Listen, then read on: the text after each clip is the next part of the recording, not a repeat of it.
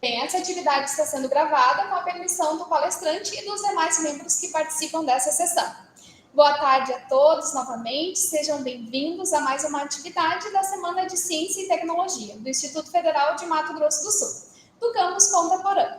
Eu me chamo Dilene Teixeira, sou docente voluntária do Instituto Federal de Mato Grosso do Sul e, juntamente com o professor Roberto Silveira, iremos acompanhá-los ao longo dessa atividade. Bem, esse evento ele ocorre anualmente e nesse ano ele aborda a seguinte temática: a transversalidade da ciência, da tecnologia e inovação para o planeta. Para darmos continuidade às atividades, nós convidamos o professor Júlio Barcelos para proferir a palestra intitulada As oportunidades na carreira profissional com um olhar na pesquisa. O professor Júlio possui graduação em Medicina Veterinária pela Universidade da Região da Campanha e mestrado e doutorado em zootecnia pela Universidade Federal do Rio Grande do Sul. Atualmente é professor titular da Universidade Federal do Rio Grande do Sul, atuando no Departamento de Zootecnia, junto aos cursos de Zootecnia, Agronomia e Medicina Veterinária. O professor Júlio é autor de mais de 190 artigos científicos e 99 capítulos de livros. Além disso, a sua trajetória profissional é marcada pela mentoria científica de mais de 97 alunos de mestrado e doutorado. Por fim, destaco que, devido à sua expertise na formação profissional com viés na pesquisa, ele também exerce o cargo de pró-reitor de pós-graduação da Universidade Federal do Rio Grande do Sul. Mas antes de passar a palavra ao professor Júlio, eu gostaria de deixar alguns avisos aqui a todos que participam dessa sessão. Ao final dessa palestra, pessoal, nós iremos disponibilizar um link que vai ser disponibilizado aqui via o chat para que vocês possam fazer o registro da presença. Fiquem atentos, porque esse registro é o que vai garantir o certificado de vocês. Ainda pedimos que, por gentileza, todos vocês mantenham os seus microfones desligados para evitar interferências aí na fala do nosso palestrante, os quais podem ser abertos aí ao final da explanação do professor Júlio para a realização das perguntas. Nesse momento, então, eu passo a palavra ao professor Júlio. De antemão, a gente já lhe agradece, professor, pela sua disponibilidade em participar desse encontro conosco e seja bem-vindo aí mais uma vez ao nosso campus.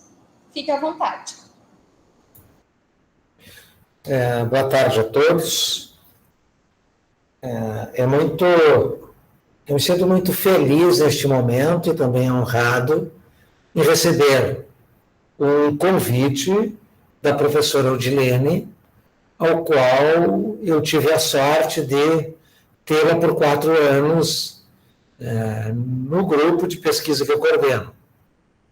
E quero também cumprimentá-los por ter uma professora com tal dedicação. Então, agradeço, Odilene, agradeço ao Instituto Federal de Mato Grosso do Sul, agradeço a toda a comissão organizadora e principalmente aqueles que estão acompanhando todo este evento com uma programação bastante rica, muito importante para qualquer nível de formação de um aluno de natureza técnica ou de natureza do bacharelado. Esse evento já estava na minha agenda há bastante tempo. Esse é um defeito que a professora tem de sempre fazer tudo com muita antecedência, então ela já me atribui esse compromisso e foi muito importante para que eu pudesse me preparar adequadamente para dialogar com vocês nesta tarde de 7 de outubro. Como é que está o meu som, Odilene? Por favor. Tá ok? Está ótimo, professor. Tá. Então, eu vou compartilhar minha tela para que nós possamos dialogar um pouco.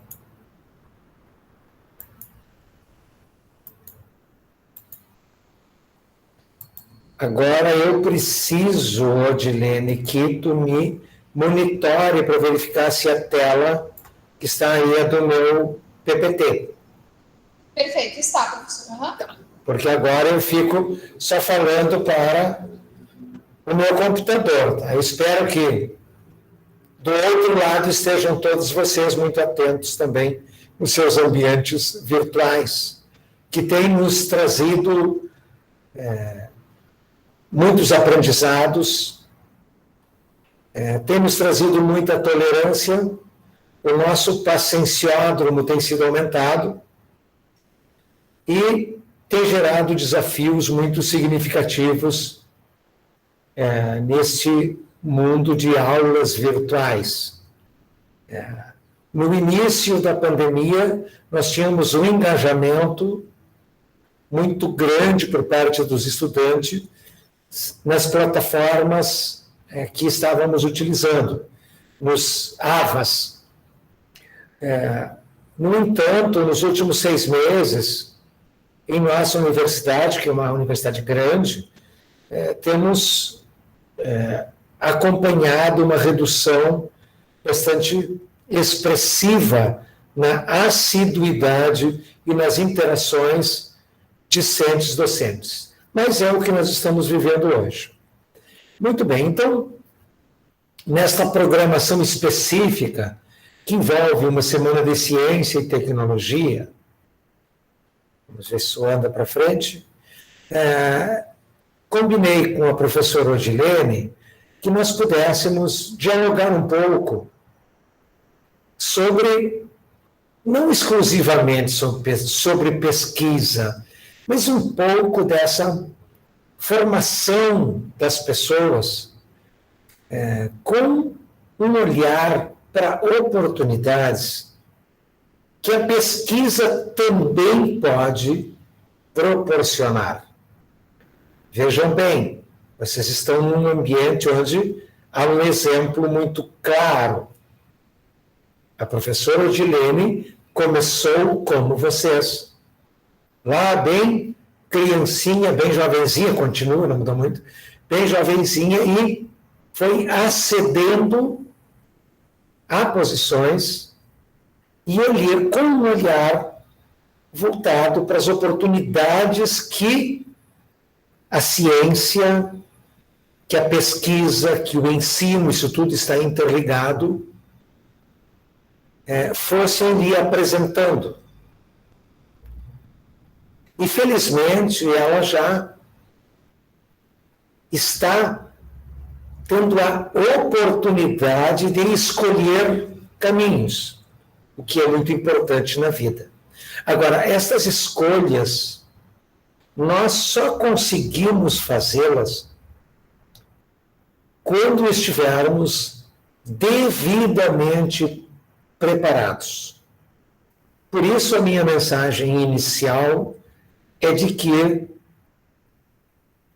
é necessário uma preparação para os grandes desafios da vida de cada um.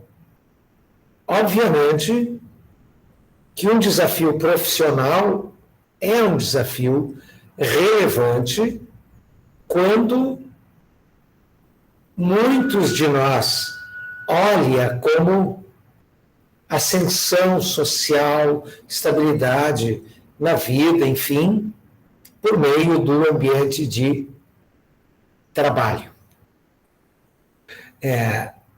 Para nós compreendermos tudo isto, e eu me dirijo a profissionais ou a futuros profissionais que vão atuar nesse ambiente do agro, nas suas diferentes formações.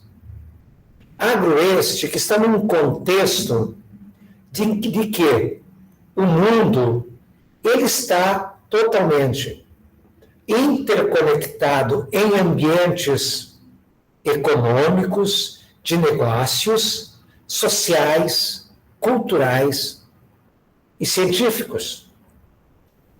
Isto tudo teve um marco que foi estabelecido quando o comércio entre as nações se tornou mais liberal a partir de 1994, quando vocês ainda não tinham nascido. A partir dessa década de 90, foi possível que todo o trânsito de produtos agropecuários entre os diferentes países fosse intensificado. E junto com essa expansão, as tecnologias, os conhecimentos, eles também passaram a viajar, a transitar, a serem compartilhados em diferentes regiões do mundo de uma forma mais intensa. Ou seja, um conhecimento do Japão, vocês têm neste momento na tela do celular de vocês. Um conhecimento de qualquer natureza, ele pode rapidamente ser disseminado. Mas além do conhecimento prévio a ele, os produtos passaram a transitar. A carne, o leite, a madeira, ovos, lã, mel, fibras, grãos, passaram a transitar. E no momento que eles passaram a transitar, todos os produtos carregaram juntamente aspectos de tecnologia. Tecnologia esta que é o conhecimento aplicado. Então, este conhecimento aplicado permitiu que um profissional fosse comparado com um profissional de outro país. E esta comparação fez com que a preparação profissional, a formação, deixasse de ser uma questão exclusivamente regional, exclusivamente local, muitas vezes. E ao profissional se exigiu esta visão mais expandida. Em decorrência disto, o Brasil passou a se inserir em diversos setores de produção e isto lhe permitiu ocupar muitas posições, sendo primeiro produtor exportador de suco de laranja, açúcar, carne bovina, carne de aves, carne suína, soja, produtos derivados do açúcar e do cacau, café. Então, esse conjunto de produtos, ele é resultado de fatores de produção, como a terra, o capital, o trabalho, mais conhecimento, mais o conhecimento. Então, quando o conhecimento passa a constituir uma das bases mais importantes para a produção, entram vocês todos aqui. Aí está o caminho. Capacitar-se por meio do conhecimento para integrar-se dentro de uma cadeia de negócios. Mas este olhar precisa seguir adiante. E o seguir adiante é enxergar o que a sociedade que consome alimentos, quais são as suas tendências. Porque isto é que vai remeter à necessidade de novos conhecimentos, de um sistema de produção voltados para produzir, por exemplo, alimentos baseados em plantas. Ou alimentos mais saudáveis, menos saudáveis, isso não importa. Mas esse é o grande marcador da necessidade de consumo para todos vocês.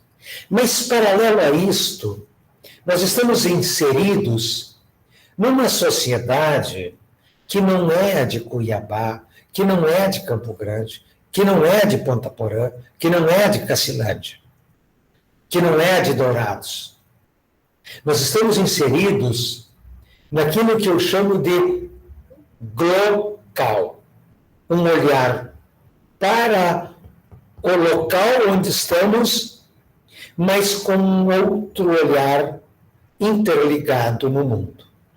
E a sociedade para a qual nós entregamos o produto de nosso trabalho, ela é extremamente vulnerável emocionalmente. O percentual desta sociedade que hoje é vegetariana ou vegana, ele é expressivo e crescente. Mas, ao mesmo tempo, ela deseja ser natural, ela quer conservar, como exemplo, o Pantanal.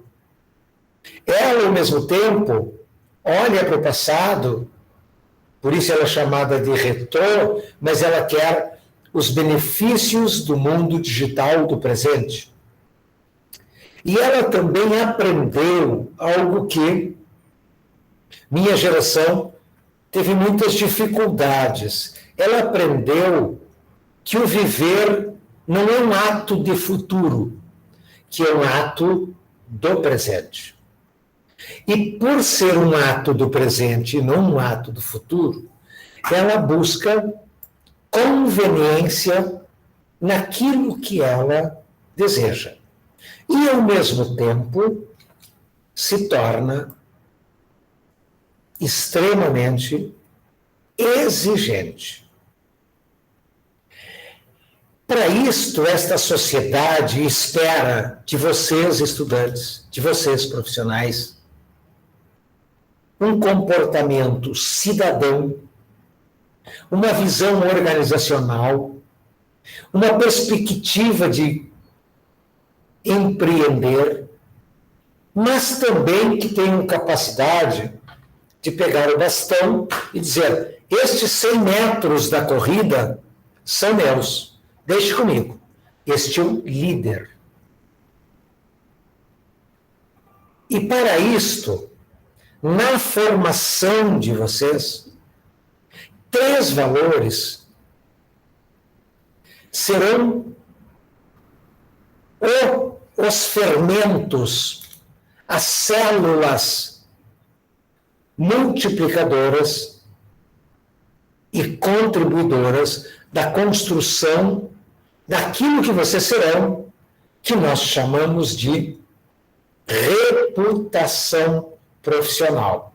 Então, a solidariedade, a ética e a honestidade são os fermentos necessários para a construção de uma reputação reconhecida, percebida.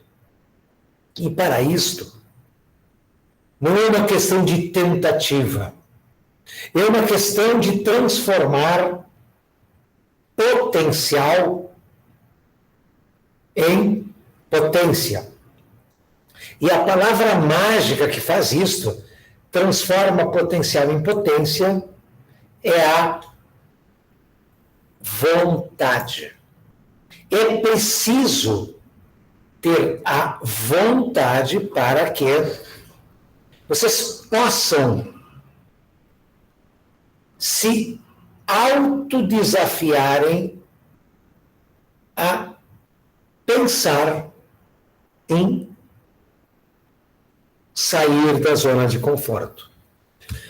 Essa é uma expressão tão presente no nosso dia a dia, que nós perdemos tantas coisas boas na vida com medo de sair da zona de conforto. E Tem muitos estudos sobre isso, que apontam que a zona de conforto, ela precisa ser ampliada. Então, esta ampliação da zona de conforto nos deixa permanecermos dentro da zona de conforto. Mas a dificuldade de sair dela vai ser maior. Mas quem diz que eu preciso sair da zona de conforto? Se eu a ampliei. Então, podemos pegar um exemplo simples. Se eu tenho dificuldades de escrever, quando a professora Odilene diz assim: menino, me escreve um texto de 3 páginas, me falando da suplementação de bovinos na estação da seca, e não me preocupa o conteúdo, mas eu detesto escrever, eu não sei escrever, a professora hoje me tirou da zona de conforto. E isso desencadeia uma síndrome ou de estresse, ou de pânico, ou até, por que não dizer, se for repetidamente, a um processo pré-depressivo. Então, como eu soluciono isso? Como eu resolvo este problema? Me preparando, aprendendo a escrever, treinando. E quando eu faço isto, aquela minha microzona de conforto, que me dizia assim, toda vez que a professora Odilene pedir para eu escrever um texto sobre como suplementar os bovinos na estação da seca, no estado de Mato Grosso, ou em Mato Grosso do Sul, agora ela pode me pedir, porque a minha zona de conforto é mais ampla. Eu a construí, eu a ampliei. E alguns autores dizem que fora da zona de conforto é que está o começo da vida, porque nós eliminamos parte dos nossos medos, que todos temos. Ou vocês acham que eu não tenho medo para falar a vocês? Eu tenho. Que eu não fico inseguro de falar com vocês? Eu fico. Agora, para diminuir isto, e eu não entrar num estado praticamente de pânico, eu treino, eu leio, eu aprendo a falar. Então, a minha zona de conforto se tornou mais ampla. E quando ela se torna mais ampla, este momento agora, que podia me instabilizar, agora me traz o começo da vida. Me deixa surfar, esquiar, voar, viajar, para me conectar com os pensamentos de vocês. Isto é o começo de uma nova vida, porque passo a me sentir à vontade dentro de uma zona de conforto cada vez mais ampla. E muitas vezes nós não compreendemos muito um fenômeno porque nós passamos a narrá-lo sobre a partir daquilo que entendemos e que enxergamos. E esta teoria chamada da teoria do iceberg, ela me diz que aquilo que nós enxergarmos fora da lâmina d'água é decorrente de estruturas, de influências, de padrões, daquilo que acontece na sociedade ou daquilo que acontece na ciência. E é necessário, quando vocês interpretarem um evento, que vocês estudem um pouco mais na sua profundidade. Busquem compreender um pouco este todo para que, se aumentar aquilo que nós estamos vendo sobre a lâmina d'água, não será mais surpresa, porque compreendemos que aquilo é reflexo de um conjunto de elementos que nos conduzem para uma interpretação mais apropriada. Então, parem de reclamar. Parem de se queixar da vida. Parem de dizer que estão cansados. Parem de dizer que é difícil. Parem de dizer que é impossível. Não tem nada impossível. Quando alguém me diz isto é impossível, eu sempre repito: me dá um tempinho aí que a gente vai resolver. Só um tempinho, tá? Me dá um tempo que a gente resolve. Então, obviamente que estamos falando de aspectos de natureza mais macro. Nós estamos falando de o mundo vai terminar. Me dê uns minutinhos para dizer que eu ajudarei. Não. Então, nós precisamos ter uma capacidade profissional e na nossa formação, que é mais ou menos uma mola que volta para seu estágio anterior após sofrer uma força.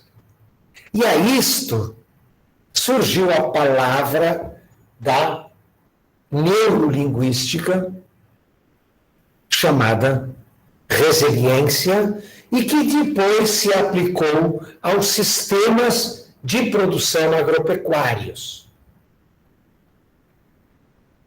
onde as forças atuantes no sistema sempre puxam ele para um estágio de equilíbrio.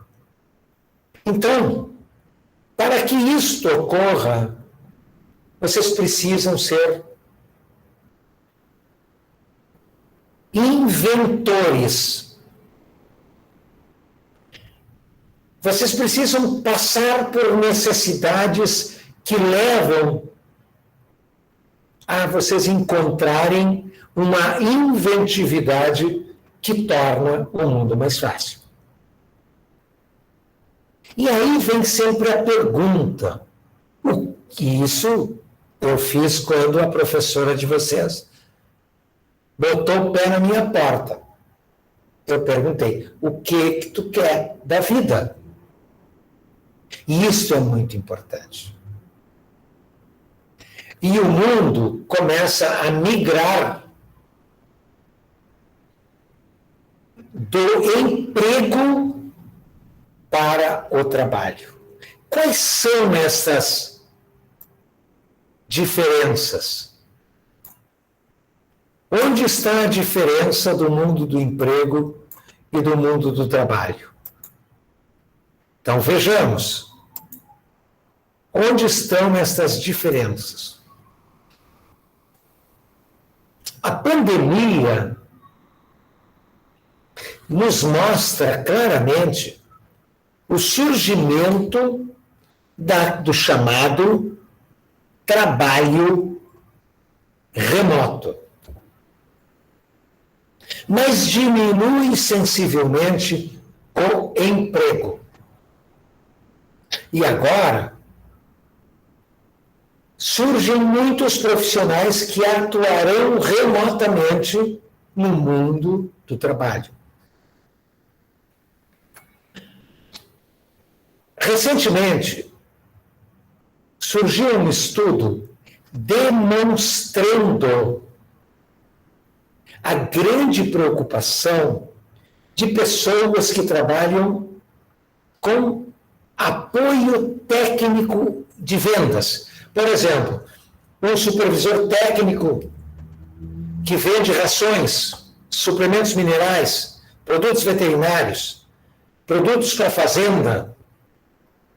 A pergunta é, eu preciso dessa pessoa para o quê? Será que ela com vídeo, com celular, com isso, todas as ferramentas, ela precisa ir lá na fazenda? Já está presente em alguns estudos que estes profissionais que tinham um emprego começam a ficar preocupados nos Estados Unidos, porque as empresas estão percebendo que não faz falta. Onde tinha 5, eu coloco 1. Muda a perspectiva. Então, nós começamos a fazer a transição do mundo do emprego, que é aquela da famosa carteira assinada, para o mundo do trabalho, onde cada um de vocês será uma MEI, uma microempresa individual, ou uma EIL. Procurem depois o que significa isso. Ou, quando 2 ou 3 de vocês congregam e formam uma empresa chamada Nós 3 Consultores Agrários Associados. Nós 3. Pronto. Isso é uma empresa. Isso é trabalho, não é emprego. Muito bem. Este é o mundo real, que eu não falei em pesquisa. Mas preciso me remeter a uma pergunta. Tá, ok, e daí? Essa é a pergunta que eu sempre faço. E daí, o que vai fazer? Daí, a gente vai ter que preparar-se. Então, dentro de um instituto federal, vocês terão, de um lado, competências profissionais, que é adquirido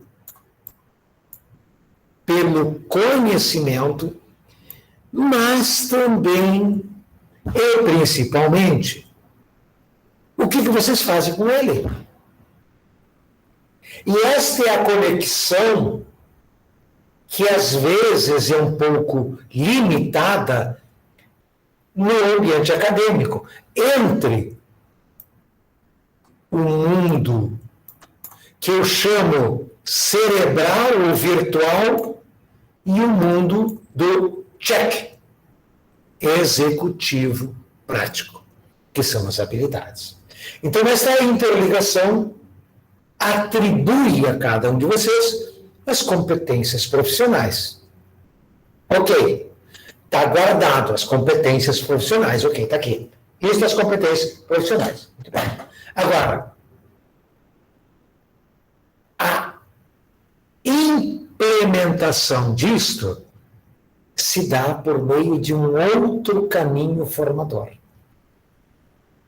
que são os meus valores e as minhas atitudes para que isto venha para cá, que se dá por meio da ética. E isto remete a algo que eu já há alguns anos tenho preconizado, de que o conhecimento se dá pela visão mais integrada de todos os elementos que constituem uma situação. E isto é quebrar um paradigma para que, na formação de vocês, independente do nível, se é médio, pós-médio, graduação, pós-graduação. Nós estamos num país que precisa de pessoas que consigam enxergar um pouco mais que o seu umbigo. E com um viés específico da produção agropecuária, este todo que vocês ficam muito voltados exclusivamente para isto. Eu quero aprender como faz, prof. Tio, alguns me chamam de tio. Tio, como é que faz? Não faço. Faz o quê e por quê, como, quando e onde? Então, esta formação precisa interligar mais elementos. Como alguém em Cacilândia, em Sidrolândia, pode entrar numa fazenda de produção de milho dando palpite? Dar palpite eu chamo e adjetivo de dar bom dia para cavalo. Essa expressão, que há muitos anos eu utilizo, é para dizer, tu é um jumento débil mental, portanto, fique quieto, não fale.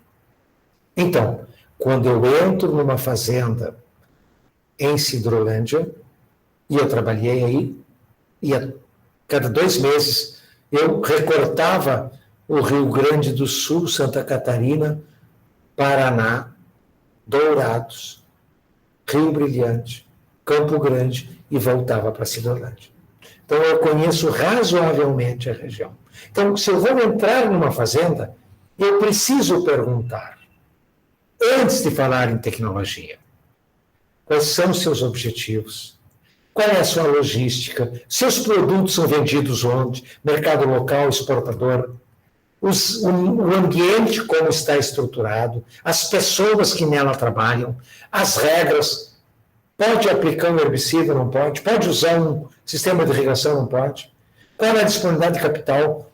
Quais os fornecedores que temos no centro urbano? E depois nós vamos falar de tecnologia. Agora, como desenvolvo esta capacidade de percepção? Pela minha formação,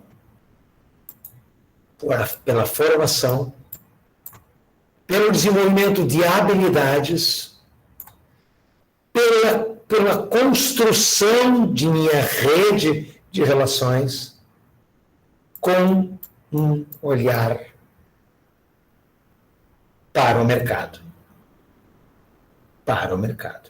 E este mercado, como palavra abrangente e genérica, tem alguém que comanda ele. E este comando é dado pelo consumidor. Mas isto talvez nos leve a colocar num ambiente mais sistêmico, mais macro. Primeiro, como vamos construir a nossa formação? Com os cursos, com o aprendizado, com o aperfeiçoamento. E isto nos conecta com acesso à informação, construção da carreira, compreensão da conjuntura onde vivo, com uma leitura constante e com uma atualização permanente. Como desenvolvo minhas habilidades? Vivendo aprendizados. É necessário convívio no aprendizado. Com os mestres, não é com os que têm mestrados. Mestre, para mim, é algo mais relevante. Eu tenho que aprender com eles. Mas eu preciso praticar fazendo estágios. E para isto, me apoio em ferramentas, bons programas de informática, equipamentos, etc, etc. Me apoio na organização e método. Um burro com criatividade é um perigo. Então, a necessidade de uma organização mínima. Com a busca da excelência, com o treinamento constante e com aquilo que eu destaquei, uma visão mais abrangente. Mas tudo isso é um lado. E o outro é aquele que me leva à construção das minhas conexões com a sociedade para desenvolver minha capacidade de liderança, de trabalho em equipe e meus valores éticos. E para isto, preciso ter um quociente emocional. Eu não posso chorar a cada olhar do meu chefe, do meu coordenador ou do meu cliente. Preciso compreender o que é hierarquia. Embora achemos que tudo é igual, eu digo a vocês, igual, vírgula. Existem hierarquias. A minha visão política de mundo e de classe. Sindicato dos Técnicos Agrícolas do Estado de Mato Grosso do Sul. E isto tudo me permite ter não só uma visão, mas uma inserção, seja no mundo do emprego, seja no mundo do trabalho, uma visão de gestão, entender o que é demanda, que é aquilo que estão querendo comprar, uma visão de remuneração, que é investimento, de custo e de valor. E nesta caminhada, surge como oportunidade para alguém dizer assim, eu quero enveredar, eu quero adentrar, eu quero me jogar nesta cascata que é a pesquisa. A pesquisa. Eu quero ser um iniciante, porque eu quero imitar a Prof. Ode, porque ela é bem sucedida, porque eu quero receber uma bolsa, porque vai me ajudar, porque eu quero ter um status para dizer, eu sou bolsista da professora Ode. Porque eu posso me capacitar, porque eu tenho uma vocação para contar larvinhas, isso para mim é pesquisa, e porque se tudo isso é verdade, vou me autorrealizar. Então, tira da cabeça essa idiotice de estares toda hora olhando para trás. Vocês sabem por que o para-brisa de um automóvel é maior que o retrovisor? Porque nós vamos ele anda para frente mais vezes do que ele dá ré.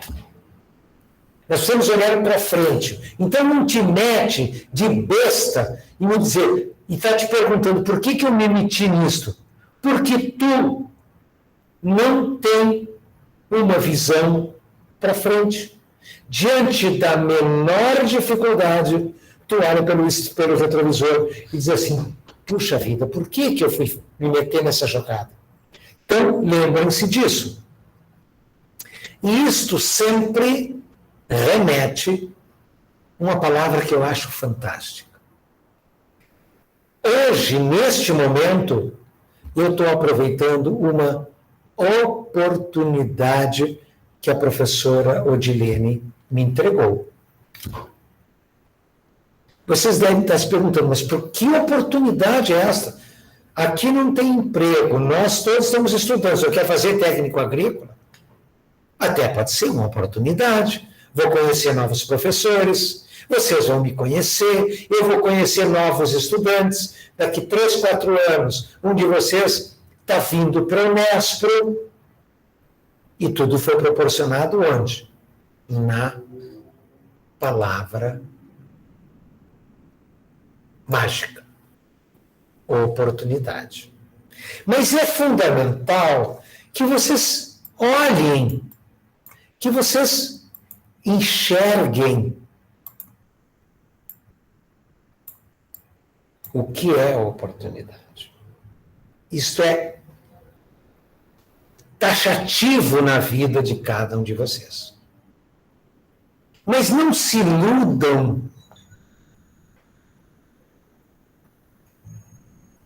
em dominar o saber. Todos os dias nós somos ignorantes sobre alguma coisa nova que surgiu. Há um ano e meio, se dissesse assim, vamos fazer uma aula pelo Google Meeting, meu Deus, eu era um completo débil mental.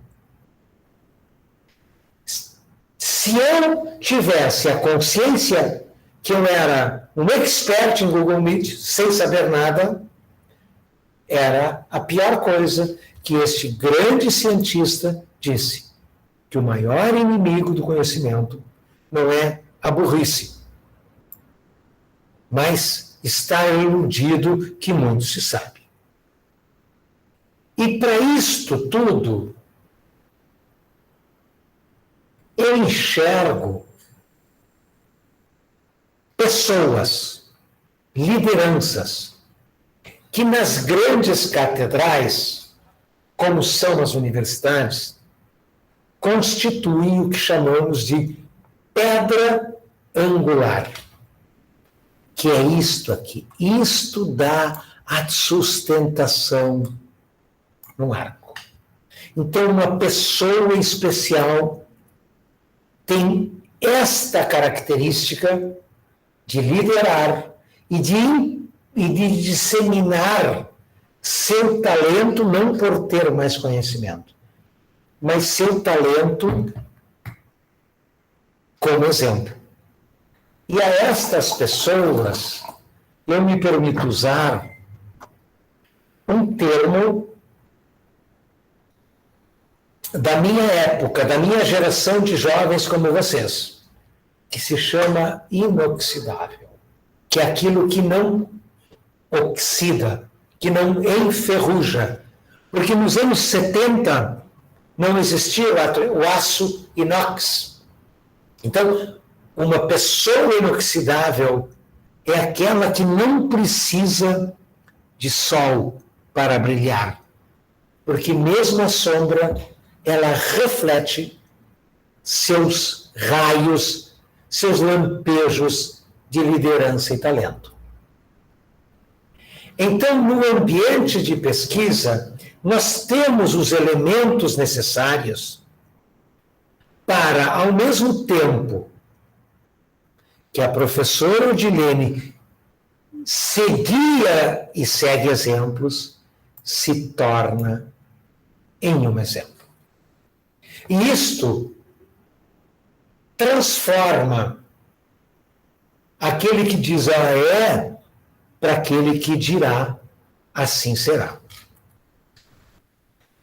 Mas isto depende de uma compreensão adequada daquilo que vemos, que é uma teoria que eu, Júlio Barcelos, criei, que é a teoria da fresta. Dependendo do ângulo de visão que cada um de nós estivermos, ou aqui,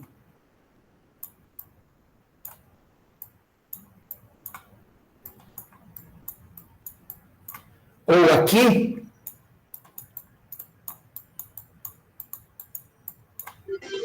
enxergamos coisas diferentes. Então, o importante é que nós estamos numa sociedade que têm percepções diferentes sobre muitos princípios. Mas muitas vezes a percepção é dada pela teoria da fresta, que é aquilo que nós enxergamos. Que modernamente, vocês já devem estar cansados de ouvir uma expressão que a gente diz assim: a minha narrativa é de que o rato, o que ele pensa do gato, não muda o gato. Ou seja, o que vocês pensam a meu respeito não me muda. Mas o que vocês pensam a meu respeito podem influenciar a minha vida. E por isso eu uso este princípio de alguns anos. Quando este filósofo chinês disse que a palavra nos convence. Mas se ela não vier carregada de uma boa ação, que é o exemplo, nós não nos arrastamos e não temos atitudes para isso. E para termos a capacidade de desenvolver a sabedoria, nós podemos usar métodos mais nobres pelo pensamento. Podemos imitar, que é o mais fácil, mas podemos sofrer errando e aprendendo. Então, com isto, eu me aproximo do final do nosso encontro. Olha aqui a professora de vocês.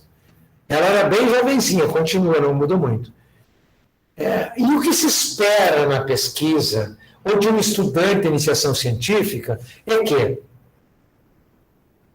uma dissertação de mestrado forme uma pessoa mais preparada, um mestre. Que uma tese leve a um doutor que está por trás dela. E a iniciação científica pode criar condições, e eu me permito ler 2 princípios, depoimentos de pessoas que tive a oportunidade de conviver. Esta menina fez uma entrevista na Universidade de Davis, na Califórnia, onde faz doutorado hoje, e ela disse assim: só uma observação, aqui, passou um filme na minha cabeça quando eu estava tendo uma entrevista de emprego.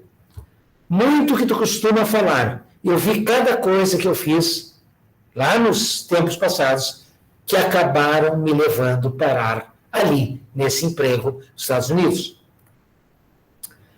Este outro depoimento de uma estudante húngara que fez doutorado comigo, ela disse assim: talvez uma das coisas mais impactantes com ele, que fui eu no meu caso, eu, Júlio Barcelos, foi que sempre me apoiou com a frase: sim, pode. As pessoas têm uma dificuldade, muitas vezes, de proferir adequada. Às vezes, por mais idiota que seja, eu sempre digo: vamos adiante. Então, esta construção, Odilene, não é exclusivamente por meio da pesquisa, mas é a formação de um profissional de qualquer natureza, para qualquer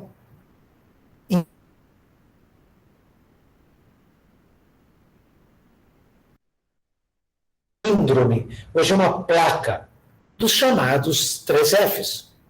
Tenha foco, tenha força e acredite em alguma coisa.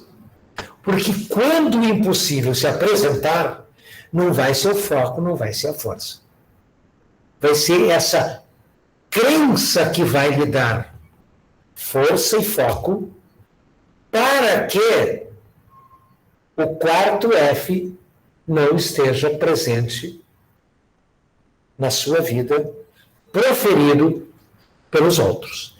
Então, Odilene, prezados colegas, estudantes e aqueles que estão nos acompanhando, Eu agradeço, sensibilizado,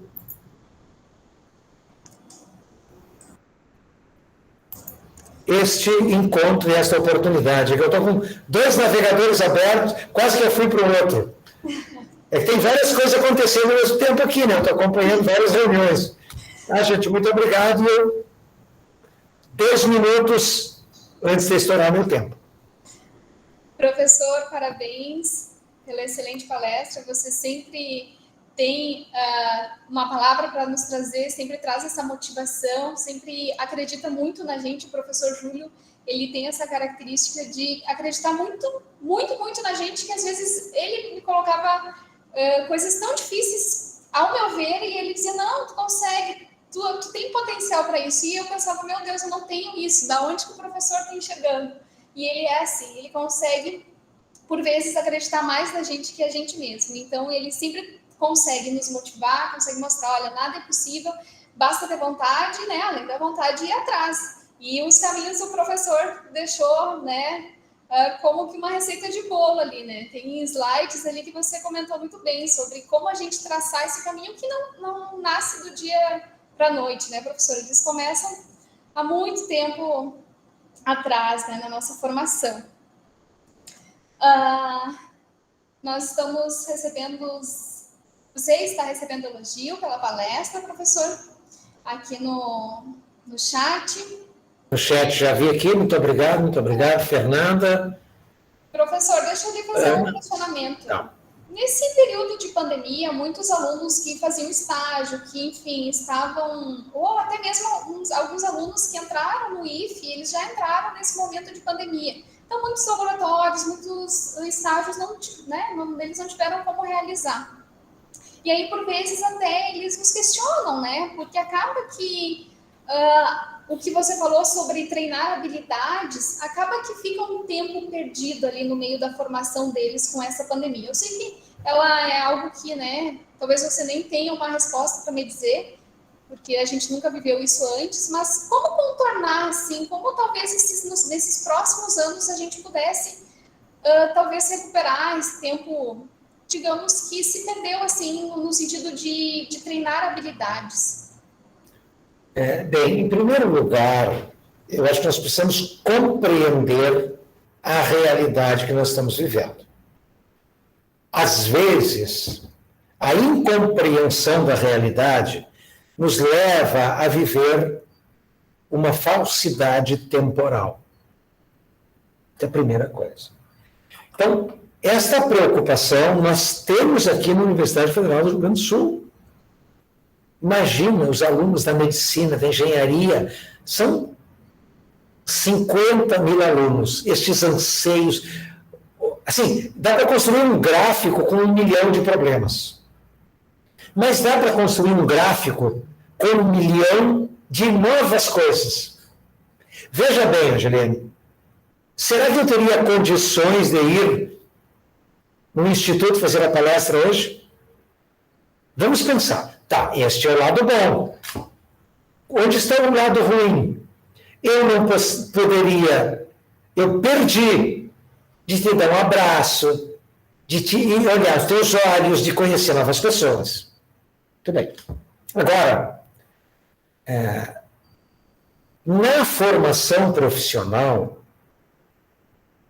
vai depender muito de como eu me ajusto a isto.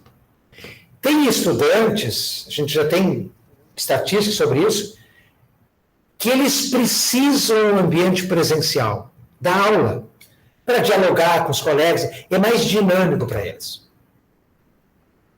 Outros nos dizem assim, a aula virtual estou adorando, hoje entrou um professor da Austrália, amanhã vem a professora Odilene, olha o vídeo.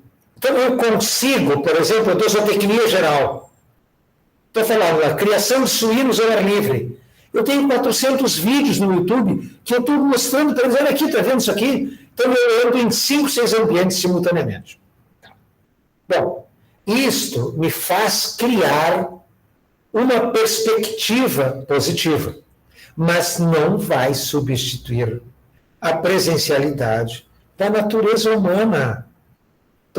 Nós não voltamos mais para o presencial daqui para frente.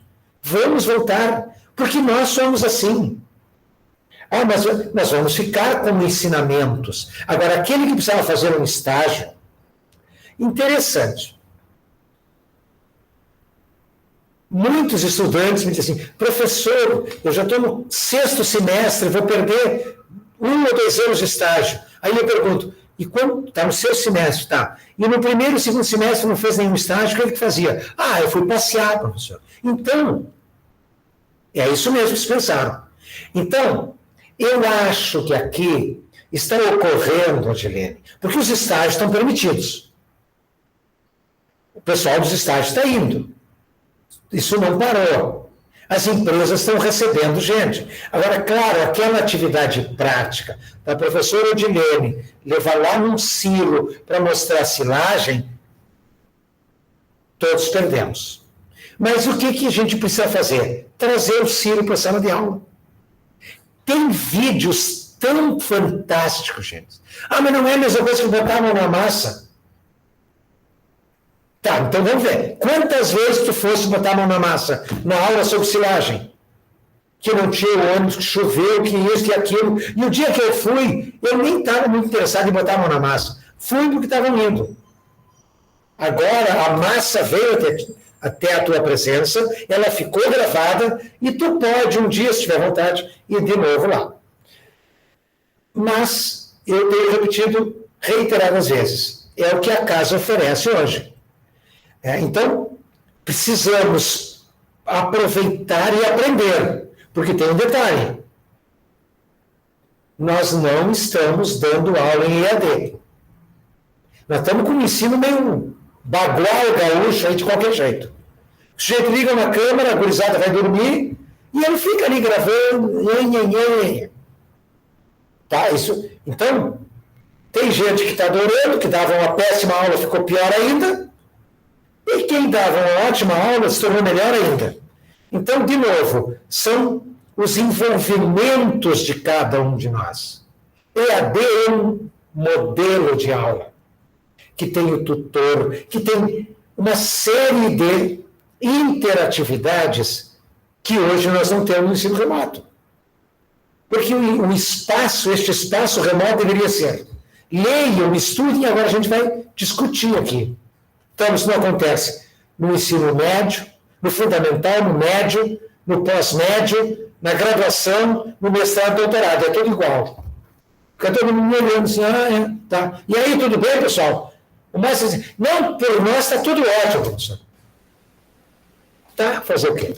Então, nós precisamos nos reinventar. E eu estou passando por isso. Eu, desde o primeiro dia de aula, eu procurei me reinventar. Estudar, aprender como usar essa quinquilharia de equipamentos. Comprei luzes, iluminação, tenho microfone, tudo que é jeito. Não estou sentado numa cama dando aula.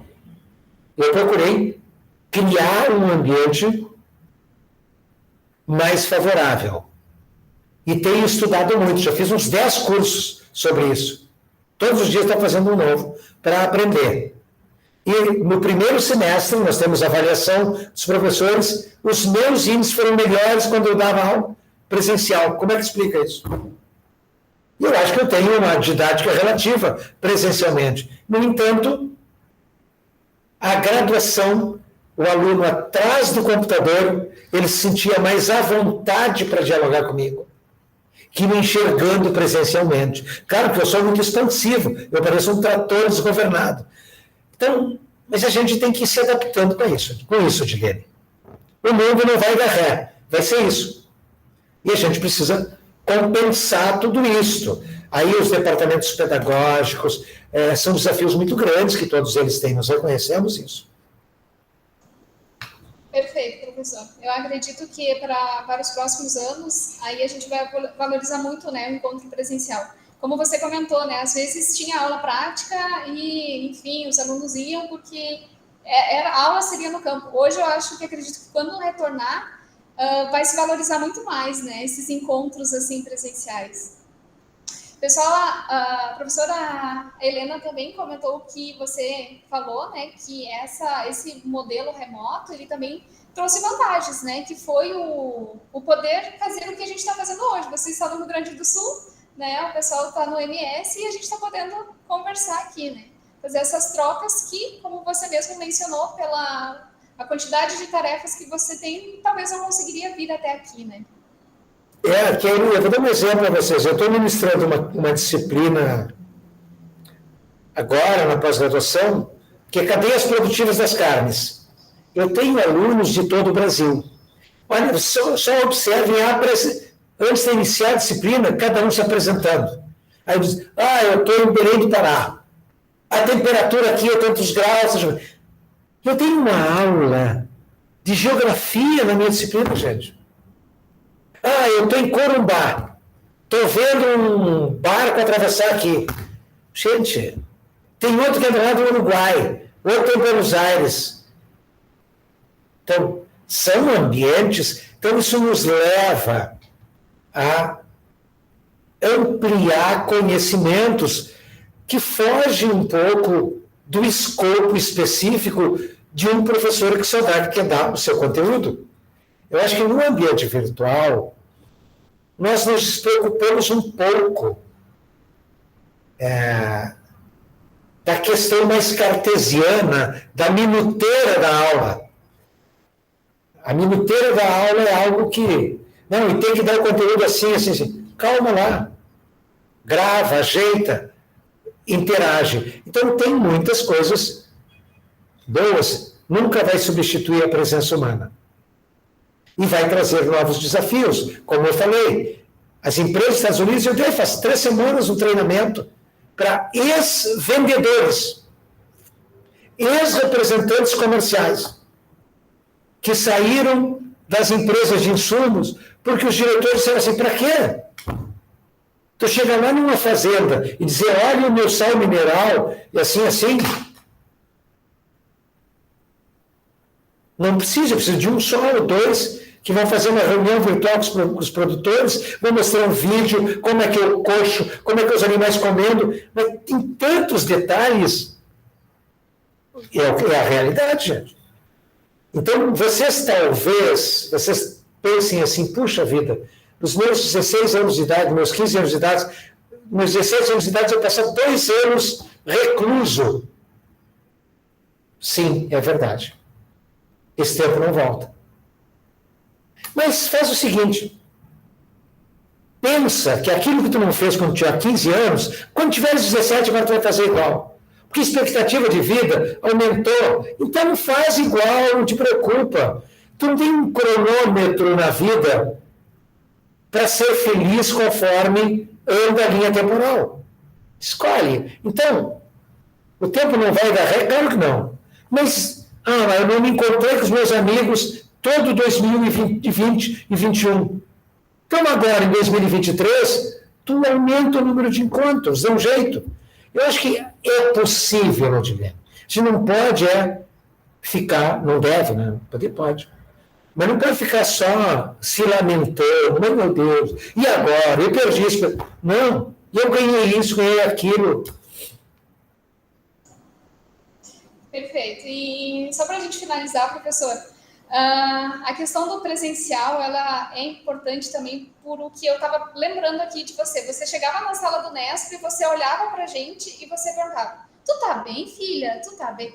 Você, né, você, junto com a pessoa, você tem essa sensibilidade de saber se ela tá bem ou não. E na sala de aula, a gente consegue ver isso, né? A gente consegue. E aqui, já como a gente dá aula, às vezes, por vezes, não vê os rostos dos alunos, essa sensibilidade a gente perde um pouquinho, né? Então, mas eu acho que a gente, né, agora no... Pois é. Mas perde, Odilene, quem tem e quem não tem. Na presencialidade, meu Deus, entrou um trator desgovernado na aula, um cavalo.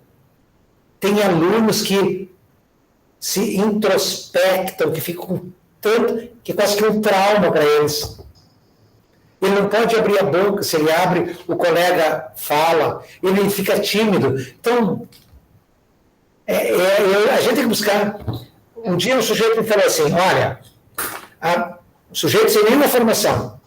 Ele me diz assim, doutor, uma fazenda, uma produção e um equilíbrio. Eu perguntei para ele, que história é essa? O que é equilíbrio?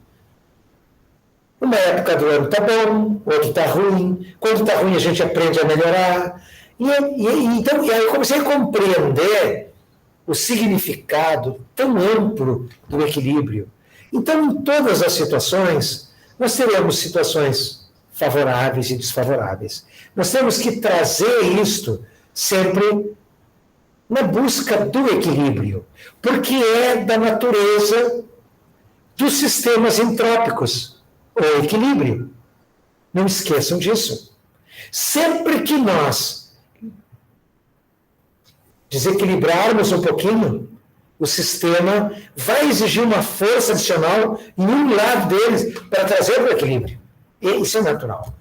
Então, se nós conseguirmos, com um pouco de harmonia, bom senso, mais aprendizados, ouvir mais pessoas, a gente consegue, mesmo em toda essa desgraceira, andar num sistema mais equilibrado. Perfeito. Porque essa é uma grande preocupação minha, professor, porque como professora, vejo que a gente não está aqui num papel só de transmissora de conhecimento, enfim, de formar conhecimento, né, de construir conhecimento, mas a gente tem esse lado social também, que a gente tem que olhar para a pessoa, tem que olhar para... Às vezes não é naquele primeiro momento que ela está precisando do conhecimento, né? Ela está precisando de uma orientação, um aconselhamento, que às vezes esse jeito aqui não nos permite, mas como você falou, é o equilíbrio, né? Só para finalizar, vocês conhecem aquele cabo azul coaxial que liga um computador no outro, ou na impressora, ou na internet? Alguém tem ideia do que é? Mas nem é mais do tempo de vocês só usam Wi-Fi, né? Tá bem. Bom, às vezes eu me pergunto, qual o conhecimento novo que um professor está aportando que é diferente dos livros que ele leu para o aluno? Então, eu acho que aí tem uma pressuposição um pouco superestimada. Os primeiros mestres ensinadores, eles construíam o seu conhecimento, formavam os livros, e como isso era pouco acessível, eles verbalizavam aqueles que queriam conhecer. O mundo avança e hoje o conhecimento está todo aí à disposição. Então, às vezes eu fico pensando assim, o que eu vou ensinar para eles? Não, mas espera aí um pouquinho. Eu já formei tantos novos conhecimentos que nem eles lendo todos essa meia dúzia de livrinhos aí do Google vai resolver a vida deles. Então, nós precisamos primeiro, transformar algum conhecimento mais duro que está num livro ou num apontamento qualquer em algo mais útil para a formação e para a vida deles. E, ao mesmo tempo, nós precisamos enriquecer os nossos próprios conhecimentos para que eles se tornem novos. E vou te dar um exemplo. O teu trabalho de pesquisa, surgiram coisas que tu não lê nos livros. E nem os livros ficarão. Então, eu diria, para fechar, o ensinamento está nos livros. A sabedoria está na cabeça dos mestres. Tá? Professor, então, devido ao horário, nós vamos finalizando. Isso. Mais uma vez, professor, muitíssimo obrigada por você ter aceitado compartilhar conosco o seu conhecimento. E se não houver agora nenhuma pergunta, nenhum comentário, a nossa sessão será encerrada. Agradeço a participação de todos ao nosso evento. Muito obrigado, então, a todos. Eu tenho Instagram e e-mail que eu coloquei aí. Meu Instagram é público, todo mundo pode entrar lá e me seguir, tá? Vou colocar muito obrigado. Para o pessoal seguir o grupo. Este do Grupo Nespo também, que, bom, aí tu fala melhor do Nespo do que eu. Pessoal, muito obrigado, beijos e abraços a todos. Tenham uma ótima semana. Um bom sábado e domingo. Tchau, tchau. Vou sair. Tchau.